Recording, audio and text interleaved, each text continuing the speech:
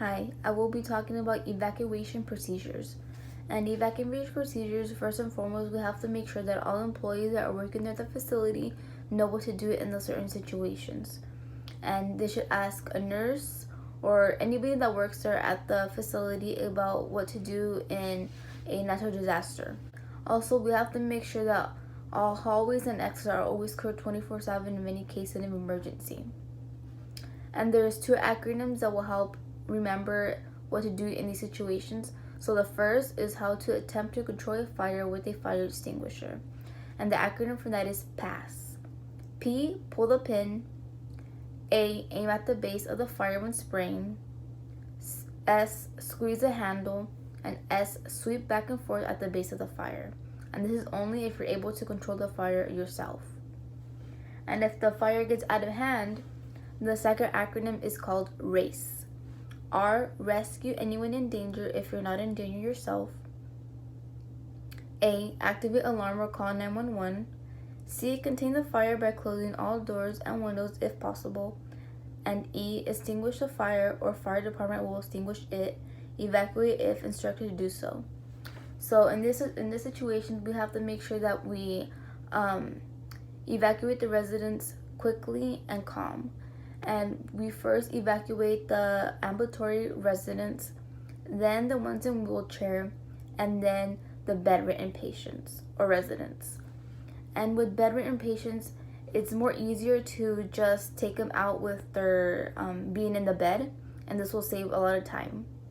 And also to prevent smoke from entering the other areas in the facility, make sure to close all doors and put wet towels under the door to prevent any smoking from escaping to those areas.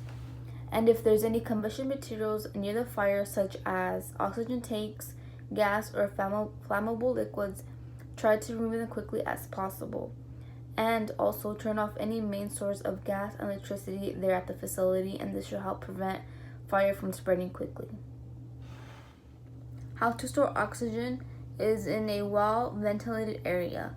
Oxygen tanks should always be stored in a stand or cart to prevent tipping or falling. Do not allow tanks to lean because this could cause the tanks to fall. Oxygen is not flammable Oxygen is not flammable but does support combustion, which means it can make things burn faster.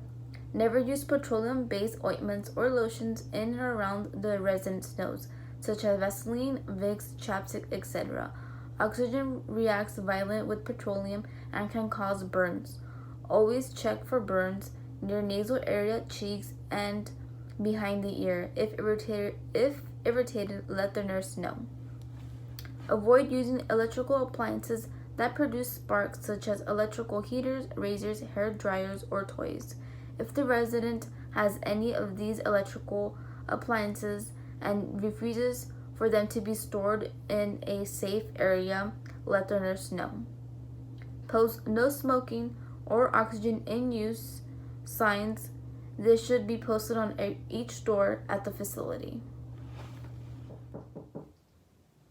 Hi, Mr. Angel. My name's Lutze. Is it okay if I perform nail care on you?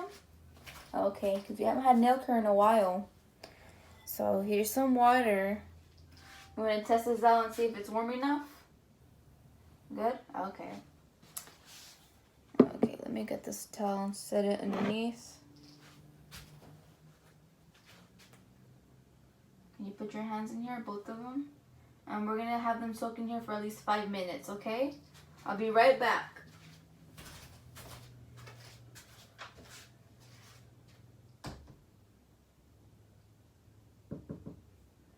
Hi, Angel. I'm back. How's it going? Good? Okay. Let me get some soap so you can wash your hands.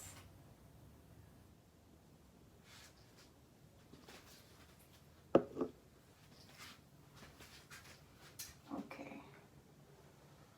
Let me just pat dry your hands.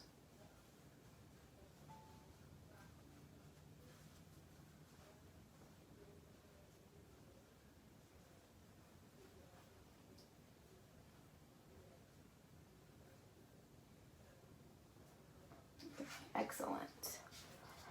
I'm gonna go under your nose and take off all the dirt that's under there, okay? Okay, Angel. Let's start with your left arm.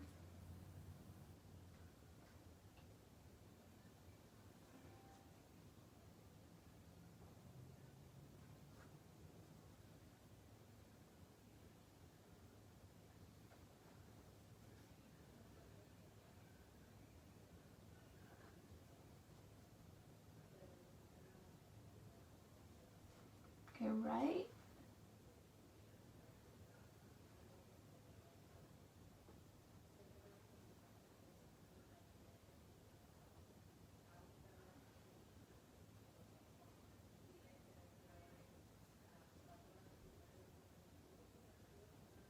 Okay. Let's wash your hands again, okay? There's some soap. Okay, wash them. Okay.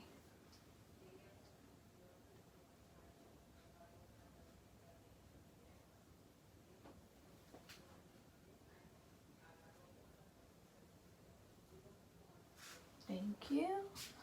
Now I'm gonna follow your nails. Let's start with your left.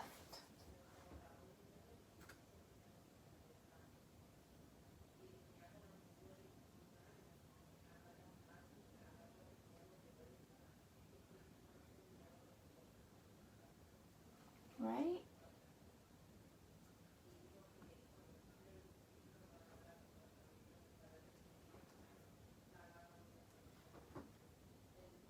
Okay, back in the water, please. Let me get you some soap.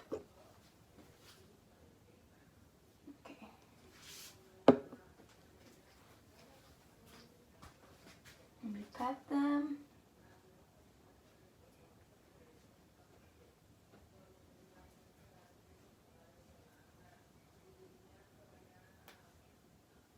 Okay, Angel, you're all set. Thank you so much. Let me get this out the way for you.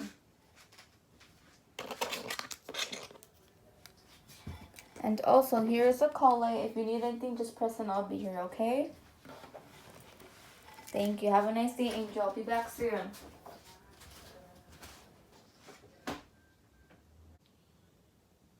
Hi. I will be explaining how to shampoo a bedridden resident.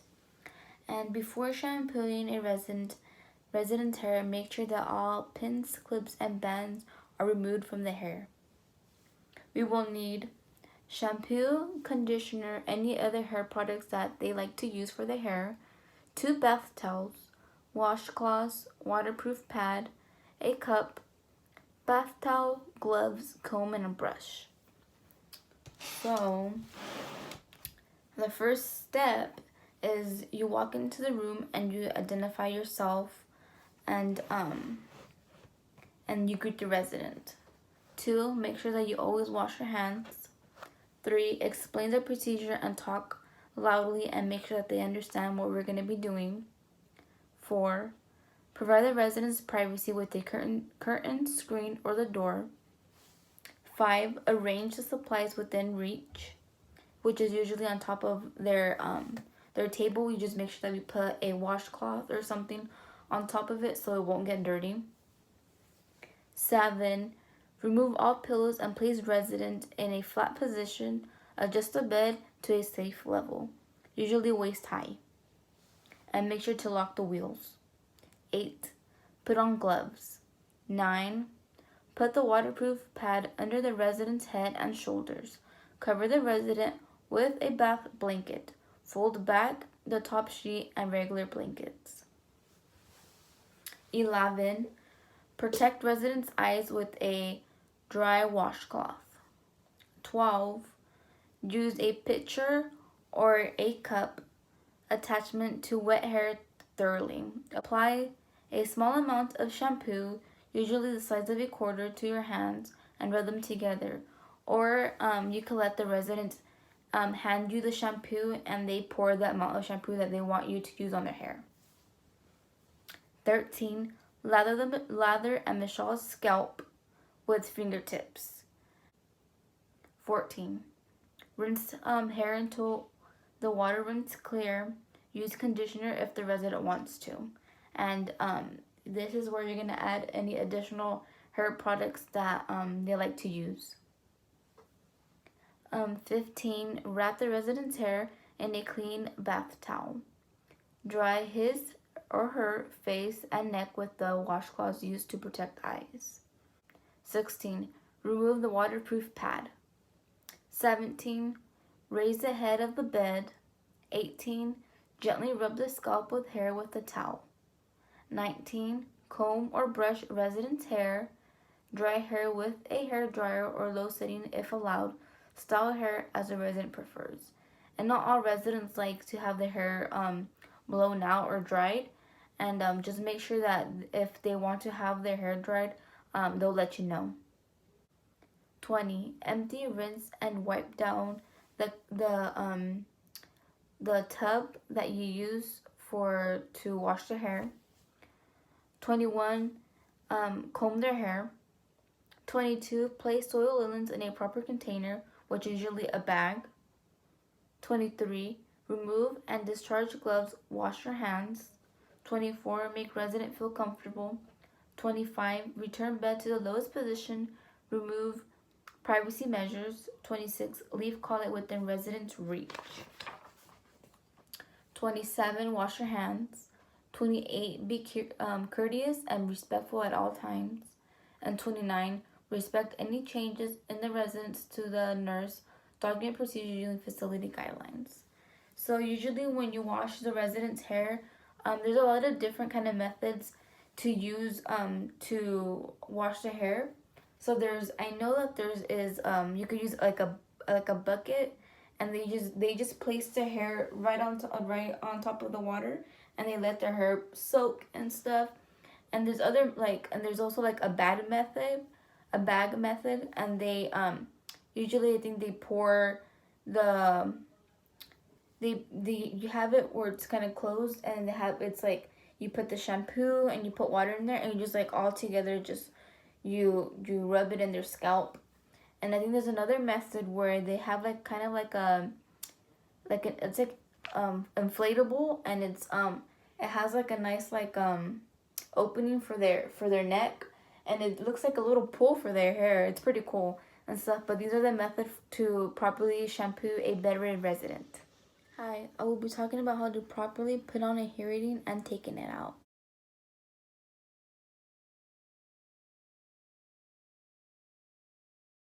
So when you put on a hearing aid, are a couple of type of different kinds of hearing aids that you will probably see. And there's ones where it's digital, where you just pop it on inside the ear. And there's some where it's like a clear mold, a clear sort of mold, and then it wraps around behind the ear. So the one with the clear mold that wraps around behind the ear, to put that one on, you first make sure that you pull all the hair back, anything that is gonna be interfering with putting on the hearing aid. Pull the hair back and make sure everything's clear of you. Make sure everything's clear and you're able to put it in. Then you grab the mold, and you just pop it inside, and make sure that it's inside and you're not able to tug it and it falls out. Make sure it's in there right. And then you make sure that you fold the top part of the ear, and then you put back the back part of the hearing aid, and you make sure you close the battery door. And with those, it's pretty much set and done. And then, so for that one, when you remove it, you start from what you did last, which is first now. So you do the opposite. So with that one, you make sure that you open the battery door, pop it up, and then pull it forward, and then make sure that you get the top part of it first, of the molding, and then you slowly pull it out, and it should pop off. And that's how you put on and take off of the clear molds with the backing. And then for the digital ones, where you just it's all like one big piece in here,